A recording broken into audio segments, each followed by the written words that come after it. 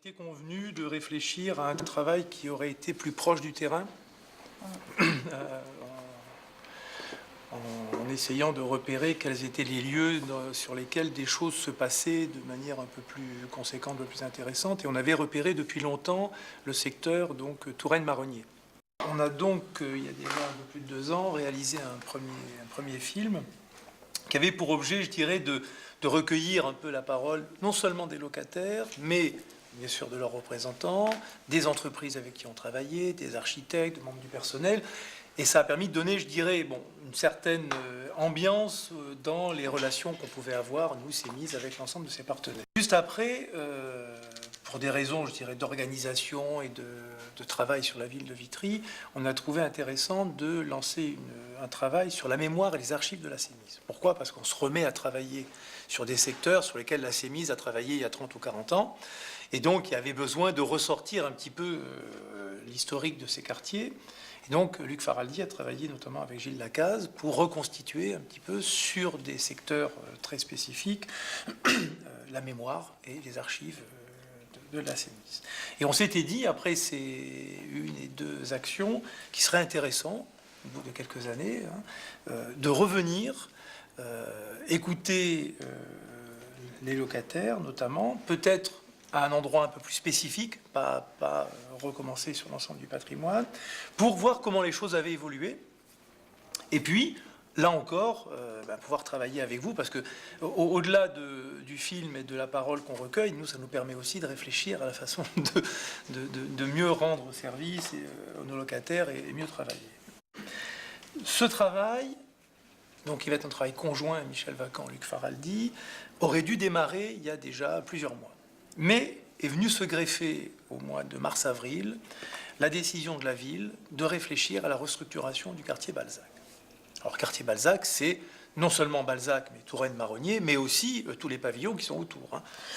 Donc, on a préféré différer un peu le démarrage de ce travail dans l'attente d'avoir suffisamment avancé sur le dossier qu'on appelle ANRU, puisqu'il dépend d'une agence qui s'appelle l'Agence nationale de renouvellement urbain. Nous, on n'est qu'une partie prenante de l'ensemble de l'enjeu. Néanmoins, c'est un dossier qui, en général, se monte sur plus d'1 an. Là, avec l'État, on a commencé à travailler en avril, et normalement, on aurait dû le boucler fin octobre. Donc ça a demandé une mobilisation. D'ailleurs, le préfet a reconnu que le travail qui a été fait par la ville, par l'office et par nous était quand même relativement important, mais il a fallu le faire dans un laps de temps très très court.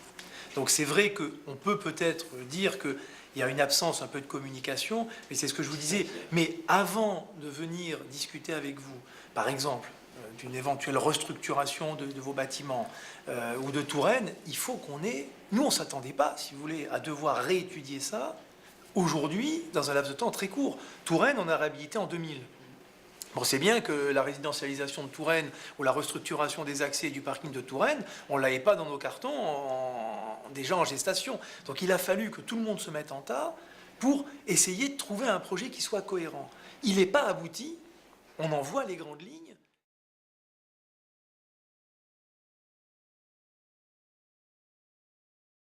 Posé aujourd'hui dans une ville comme la nôtre, c'est celle du logement.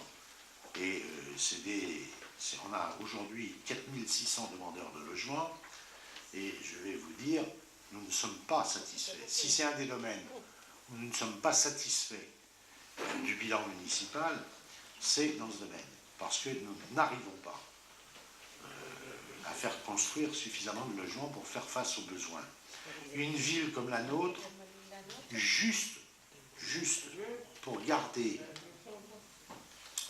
excusez, c'est difficile, juste pour garder son niveau de population, remplacer les taudis, moderniser son parc de logements et répondre aux besoins de ces jeunes, sans donc vouloir accroître la population, il faut qu'elle construise de l'ordre de 50, c'est ça, 50 logements par tranche de 10 000 habitants. C'est-à-dire que pour Vitry, il faudrait en construire 400 par an.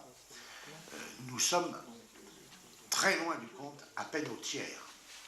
Et dans la dernière période, c'est une des préoccupations fortes qui est la nôtre, ces logements, il faudrait qu'ils correspondent à la population. Donc qu'il y ait une part de logement, je veux dire en propriété ou copropriété, en accession sous diverses formes, et une part en logement locatif, pour que ce soit accessible. Et le rapport entre accession et logement locatif, ça devrait être à peu près 60-40, 40% de logements, logements dits sociaux. Mais on en a construit 76 en 3 ans, de logements sociaux. On est encore plus loin de compte, ce qui fait que le nombre de demandeurs de logement augmente considérablement. On est à 4600 demandeurs de logement. Et donc, pourquoi c'est comme ça? Parce que les processus de financement du logement aujourd'hui font que, bien sûr, j'entends le ministre faire des effets de manche sur on va construire 200 000, 400 000 logements par an. Mais la réalité, c'est que les financements, les aides au logement social sont complètement bloqués. Le programme de la SMIS qui va sortir, qui va être en location, là, c'est pas dans votre quartier, mais bon, dans une quinzaine de jours, 3 semaines, je ne sais plus, ça fait 3 ans qu'il devrait être terminé. Ceux au port à l'anglais sont aussi considérablement retardés. On est en attente de financement. L'office d'HLM ne peut pas obtenir les financements ou dans des conditions telles que ça apporterait des hausses considérables de loyers, et même ça coulerait les offices d'HLM, ce qui arrive à un certain nombre d'entre eux. Donc de ce point de vue-là, vous voyez, tout ça fait partie aussi de la réflexion sur le remodelage du quartier Balzac. Nous ne laissons rien de côté. Effectivement, ce n'était pas un projet qui concernait une cité, mais bien un quartier. Et donc, de fait, on est, nous, partie intégrante du quartier par la présence de nos 270 locataires sur nos groupes. Et ça me paraît complètement important qu'ils soient associés effectivement à une telle démarche, même s'il commencent, ils demandent et ils s'inquiètent quand ils ne sont pas effectivement invités à des présentations ou à une avancée du projet sur la cité Balzac.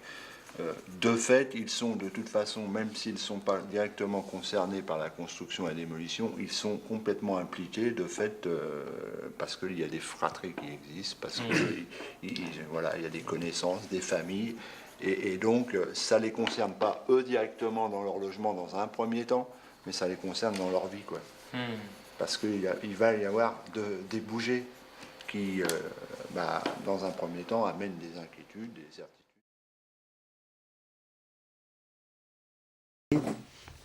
Que je commence simplement à maîtriser la géographie du gros village qu'est Balzac.